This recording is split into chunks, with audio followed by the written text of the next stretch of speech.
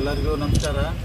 So ಇವತ್ತಂದರೆ ವಿಶೇಷವಾಗಿ GLBC ಕಾವಲಿ ಮೇಲೆ so ನೀರು ಬಿಡೋ ಸಂಬಂಧ ಅಂದರೆ ಅನೇಕ ವಿಚಾರನ ಎಲ್ಲರೂ ನಮ್ಮ ಮುಖಂಡರು, ರೈತ ಸಂಘದವರು ಎಲ್ಲರೂ ಕೂಡಿ ಮನವಿ ಮಾಡ್ತಾಯಿದ್ರು. ಈಗಾಗಲೇ ಅಂದರೆ ನೀರು ಬಿಡಬೇಕಾಯಿತು, ಆದರೆ ಘಟಪ್ರಭಾ ಮೇನ್ ಬ್ರಿಡ್ಜ್ ಡ್ಯಾಮೇಜ್ ಆಗಿ ಸೊ ಅದಕ್ಕೊಂದು ಸ್ವಲ್ಪ ಲೇಟ್ ಆಯಿತು. ಅದಕ್ಕೆ ಇವತ್ತೆಲ್ಲರೂ ಇನ್ನೂ ಕೆಲವೊಂದು ಜನ ಬಂದು ವಿನಂತಿ ಮಾಡಿದರು ಜಿಲ್ಲಾ ಉಸ್ತುವಾರಿ ಮಂತ್ರಿ ಅವರಿಗೆ. ಇವತ್ತು ನಾವು ಬ್ರಿಡ್ಜ್ನ ಬಂದು ಖುದ್ದಾಗಿ ನೋಡಿ, ಯಾಕಂದ್ರೆ ಈಗಾಗಲೇ ಅದು ಪೈಪ್ ತೆಗೆದು ಕೆಲಸ ಎಲ್ಲ ಪ್ರಾರಂಭ ಆಗೈತೆ. ಯಾಕಂದ್ರೆ ಅವರಿಗೆಲ್ಲ ಕಾಂಟ್ರಾಕ್ಟ್ರಿಗೆ ಅಧಿಕಾರಿಗಳಿಗೆ ಹೇಳಿದ್ದೀವಿ, ನಾಳೆ ಮಧ್ಯಾಹ್ನ 4-5 ಗಂಟೆ ತನಕ ಎಲ್ಲ ಅಂದ್ರೆ ಇದನ್ನ ಮೇನ್ ಅಂದರೆ ಬ್ರಿಡ್ಜ್ ಒಳಗಿನ ಪೈಪ್ ಹಾಕಿದ್ದೀವಿ, ಎಲ್ಲ ಖಾಲಿ ಮಾಡಬೇಕು.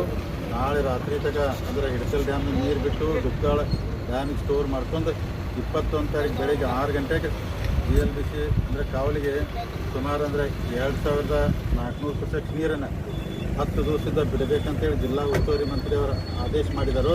ಅದಕ್ಕೆ ಜಿಲ್ಲಾ ಉಸ್ತುವಾರಿ ಮಂತ್ರಿ ಅವರಿಗೆ ಧನ್ಯವಾದ ಹೇಳ್ತೀವಿ.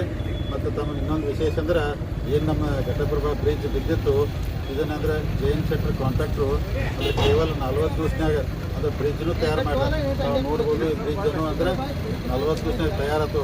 ಈ ಬ್ರಿಡ್ಜ್ದಿಂದ ನಮ್ಮೆಲ್ಲ ಸಾರ್ವಜನಿಕ ಗಾಡಿಗಳಿಗೆ ಅಡ್ಡಾಡಕ್ಕೆ 22 ತಾರೀಕು ಅದನ್ನು ಅಲೌ ಮಾಡಿದ್ದೀವಿ. ಅಂದರೆ ಈ ಬ್ರಿಡ್ಜು ಕೆಲಸ ಆಗ್ತೈತಿ, ಅದಕ್ಕೆ ಇದನ್ನು ಅಲೌ ಮಾಡಿದ್ದೀವಿ. ಇದು ಸಾರ್ವಜನಿಕ ಅನುಕೂಲ ಆಗ್ತೈತಿ.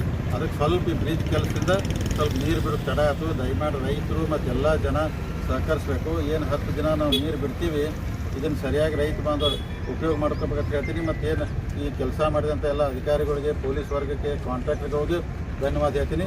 ವಿಶೇಷವಾಗಿ ಜಿಲ್ಲಾ ಉಸ್ತುವಾರಿ ಮಂತ್ರಿ ಆದ ಸನ್ಮಾನ್ಯ ಸತೀಶ್ ಜಾರಕಿಹೊಳಿ ಅವರು ನಮ್ಮ ರೈತರ ಮನವಿಗೆ ಅಂದರೆ ಸ್ಪಂದಿಸಿ ನೀರು ಬಿಡ್ತಾಯಿದ್ರೆ ಅವ್ರಿಗೂ ಧನ್ಯವಾದ ಹೇಳ್ತೀನಿ. ಆದಷ್ಟು ಬೇಗನೆ ನಮ್ಮ ಭಾಗದ ರೈತರಿಗೆಲ್ಲ ನೀರಿಂದ ಅನುಕೂಲ ಆಗಿ ಅವ್ರ ಬೆಳೆಗೆ ಕುಡಿಯೋ ನೀರಿಗೆ ಅನುಕೂಲ ಆಗಲಿ ಅಂತೇಳಿ ವಿನಂತಿ ಮಾಡ್ಕೊತೀನಿ.